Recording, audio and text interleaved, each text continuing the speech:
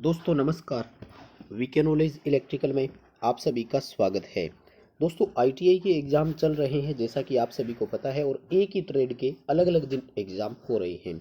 दोस्तों आज के हम इस वीडियो में 2 फरवरी 2021 यानी आज के दिन जो इवनिंग शिफ्ट में इलेक्ट्रिशियन थ्योरी का पेपर हुआ है उस पर हम बात करने वाले हैं। आईटीआई सेकेंड ईयर के लिए 2 बजे से 5 बजे तक वाली शिफ्ट में जो पेपर हुआ था, मॉर्निंग शिफ्ट में भी हुआ था, लेकिन हम इवनिंग शिफ्ट की बात कर रहे हैं।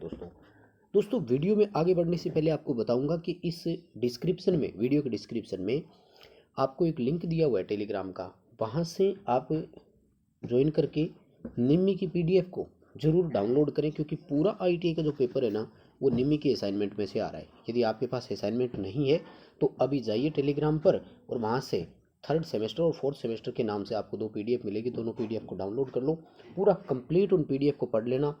100% गारंटी देता हूँ कि पेपर उन्हीं में से आएगा। फिर भी कुछ क्वेश्चन रिपीट हो रहे हैं, इसलिए आप इस वीडियो को भी ज़रूर देखना। इस वीडियो में जो क्वेश्चन है उनको तो आप अच्छे से पढ़ना, क्योंकि यही क्वेश्चन ऐसे हैं जो 29 जनवरी के दिन एग्ज़ाम में भी आए थे। इनमें से 10 से 15 क्वेश्चन ऐसे हैं जो रिपीट हो गए थे। इसलिए इस वीडियो के जो जितने भी क्वेश्चन है उन सबको भी देखना, और आपके पास टाइम पड़ा है अभी भी, आप दोनों पीडीएफ को अभी ज़रूर पढ़ देना। दोस्तों चलिए सवाल देखिए। सबसे पहले एक सवाल पूछा, ट्रू टेबल दी गई और सवाल पूछा कि ये ट्रू टेबल किसकी है। देखो वैसे तो ट्रू टेबल देखने की ज़रूरत ही नहीं है, आउटपुट ए इंटू बी है ना, तो ये एंड गेट की होती है। दोस्तों बड़ा सिंपल सा है ना, आउटपुट ए इंटू बी जो है वो एंड गेट की होती है। अब इसमें ऑप्शन दिए हुए थे, एंड गेट की ओर ही जाना है।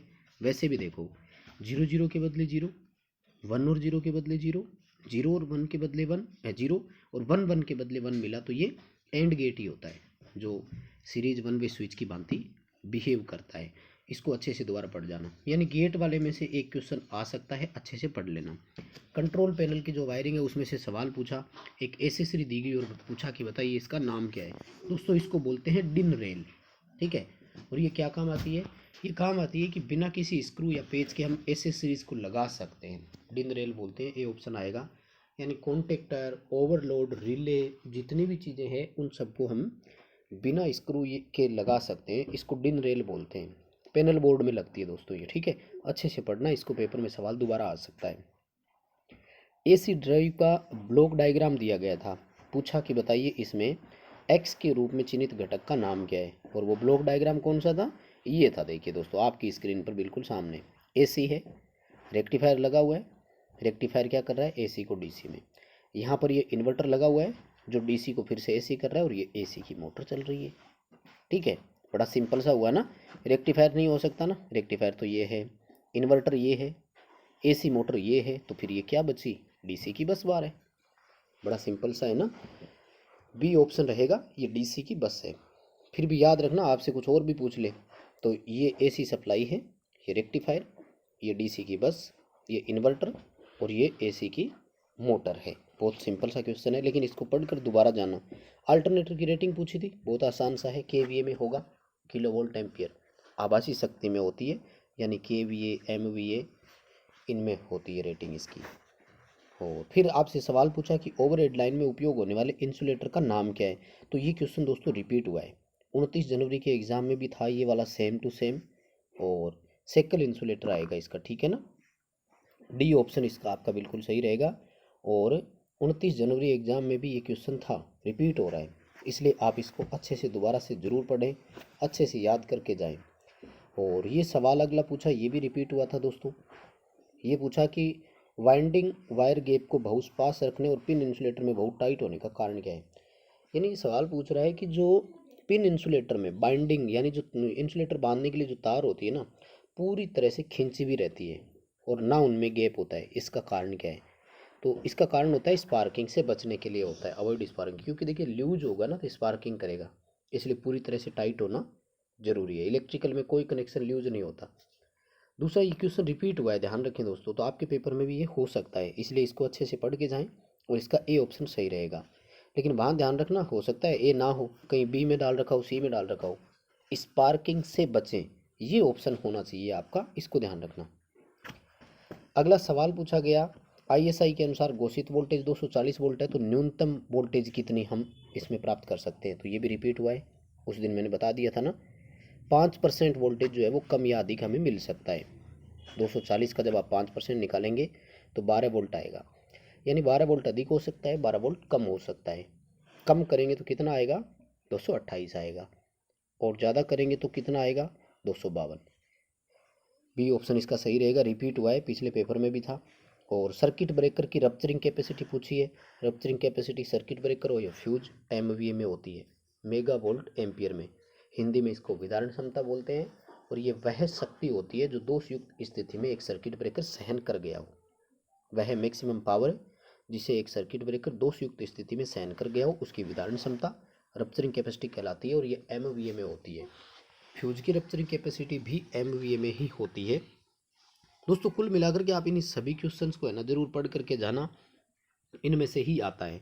लेकिन कम से कम इस वीडियो में जो मैं आपको 15-20 क्वेश्चन बताने वाला हूँ उनको तो अच्छे से रट देना, मिल जाएंगे आपको सेम यही क्वेश्चन। और निम्मी की पीडीएफ जो है वो डाउनलोड करके आप टेलीग्राम पर ज्वाइन करें, डिस्क्रिप्शन में आपको लिंक मिल जाएगा। वो सभी की सभी क्वेश्चन दोनों असाइनमेंट पढ़ देना। सवाल है अगला कि एसी और डीसी दोनों सप्लाई पर किस प्रकार के रिले का उपयोग कर सकते हैं। तो इम्पल्स रिले जो होती है ना, आवेग रिले, वो एसी डीसी दोनों पर एक जैसा बिहेव करती है, ठीक है। जबकि read type relay, thermal overload relay DC की अलग होगी, एसी की अलग होगी। इम्पल्स यानी आवेग रिले जो है वो एसी डीसी दोनों पर एक जैसा बिहेव करती है, उसको हम लगा सकते हैं। सोलर सेल किसका बना होता है, ये सवाल पूछा है दोस्तों। मुझे लगता है ये आप सभी को पहले से भी आता होगा। सोलर सेल जो होता है वो सिलिकॉन का बना हुआ होता है, ठीक है ना। सिंपल सा क्वेश्चन है, आ सकता है रिपीट भी हो सकता है, ध्यान रखें। ए ऑप्शन इसमें बिल्कुल सही रहेगा। अगला सवाल पूछा कि गैर परंपरागत बिजली का उत्पादन सोर्स कौन सा है। नॉन कन्वेंशनल, देखो परंपरागत और गैर परंपरागत दो होते हैं, ठीक है। तो जो परंपरागत होते हैं इसमें तो आता है कोयला, डीजल, प्राकृतिक गैस, और वो आता है ना परमाणु वाला। जबकि ये जैसे विंड हो गया, सोलर हो गया, ये सारे जो है वो गैर परंपरागत में आते हैं। तो इसका विंड मिल कर देंगे, यानी पवन चक्की आ जाएगा, ठीक है। सिंपल सा ही क्वेश्चन है, रिपीट ही हो रहे हैं वैसे तो, और पूरा निम्मी के असाइनमेंट में से पेपर आ रहा है। तो पास होना या अच्छे नंबर लेना आप पर डिपेंड है, कितना अच्छे से आप उसको पढ़ सकते हैं। अगला सवाल पूछा कि किस शब्द से ये तात्पर्य है कि पदार्थ का द्रव्यमान इलेक्ट्रोलाइट के 1 कूलाम विद्युत के द्वारा मुक्त होता है। देखिए दोस्तों, जो एम होता है ना, ये जेड आई टी के समानुपाती होता है, और आई टी जो होता है वो कूलाम है, ठीक है। यानी इस द्रव्यमान जो है वो कूलाम के समानुपाती है, तो ये आता है जेड, और जेड होता है विद्युत रासायनिक तुल्यांक। इलेक्ट्रोकेमिकल इक्विवेलेंट बोलते हैं इसको, ECE। डी उत्तर इसका सही रहेगा। बस आप तो इन उत्तर को देख लें, क्वेश्चन पूरा वहाँ पढ़ें और देखते ही इन उत्तर को कर देना, बहुत सिंपल रहेगा। अगला सवाल पूछा कि आपको एक जनरेटर दिखाया, इसका नाम क्या है। पहले तो देखिए कंपाउंड जनरेटर है क्योंकि 2 फील्ड वाइंडिंग है। दूसरा ये देखिए लॉन्ग शंट है, क्योंकि शंट फील्ड जो है वो इनके सीरीज और आर्मेचर दोनों के साथ जुड़ी हुई है समांतर में, तो लॉन्ग शंट हो गया, कंपाउंड जनरेटर हो गया। दूसरी बात, दोनों फील्ड एक दूसरे के विपरीत काम कर रही है, इसलिए ये जो है वो डिफरेंशियल हो गया, ठीक है। यानी डिफरेंशियल होगा और लॉन्ग शंट होगा, ठीक है। तो ए ऑप्शन आपके सामने है, डिफरेंशियल लॉन्ग शंट, ठीक है। साधारण सा ही क्वेश्चन है, ज़्यादा कोई बड़ी चीज़ नहीं है। अगला सवाल पूछा शॉर्ट सर्किट और ओपन सर्किट के लिए आर्मेचर वाइंडिंग का टेस्ट करने के लिए किस उपकरण का उपयोग करेंगे। शॉर्ट और ओपन दोनों है। आर्मेचर के लिए तो आर्मेचर जो है वो बाह्य ग्राउलर से टेस्ट होता है, बाहरी ग्राउलर के ऊपर आर्मेचर को रखा जाता है, ठीक है।